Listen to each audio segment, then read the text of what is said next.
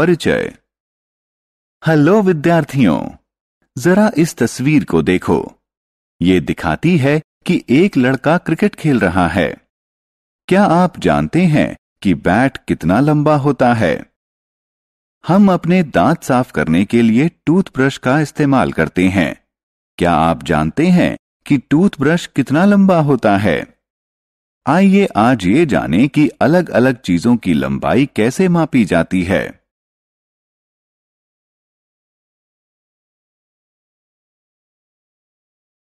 आओ सीखें। चीजों की लंबाई जान पाना।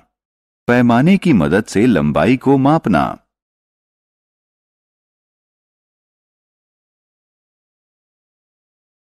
लंबाई।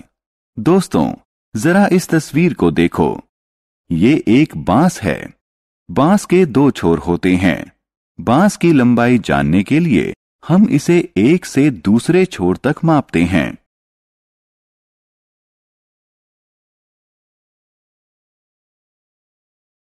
लंबाई। इस पेंसिल बॉक्स को देखो। इस पेंसिल बॉक्स की लंबाई है इसके एक से दूसरे छोर तक। जरा इस कंप्यूटर स्क्रीन को देखिए। क्या आप कंप्यूटर स्क्रीन की लंबाई का पता लगा सकते हैं?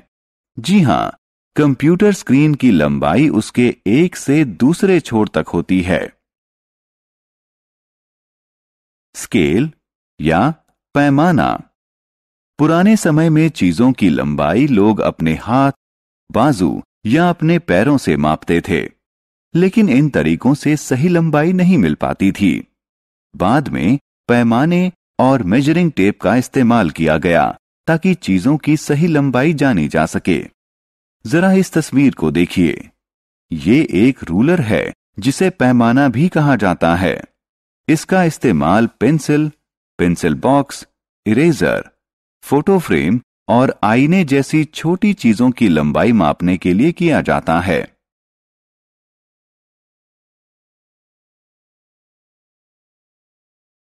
पैमाने का इस्तेमाल। जरा इस पैमाने को देखिए। इसके किनारे पर कई विभाजन हैं। हर विभाजन 1 सेंटीमीटर के बराबर है। ये संख्याएं 0 से 15 तक लिखी हैं। 0 से 5 तक का मतलब है 5 सेंटीमीटर। 0 से 11 तक का मतलब है 11 सेंटीमीटर। 0 से 15 तक का मतलब है 15 सेंटीमीटर।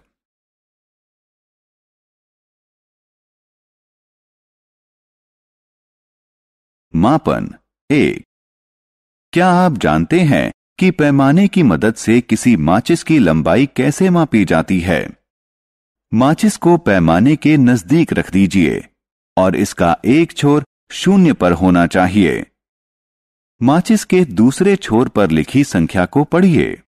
ये संख्या है 5। इसलिए माचिस 5 सेंटीमीटर लंबी है। मापन। आइए अब एक पेंसिल शार्पनर को मापते हैं। शार्पनर को एक पैमाने के नजदीक रखिए और इसका एक छोर 0 यानी 0 पर होना चाहिए। शार्पनर का दूसरा छोर 3 पर है, इसलिए इस शार्पनर की लंबाई 3 सेंटीमीटर है।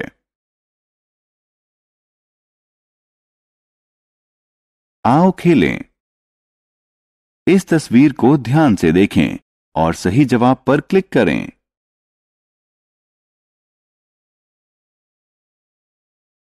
हमने क्या चर्चा की? पैमाने के जरिए हम किसी चीज की सही लंबाई माप सकते हैं।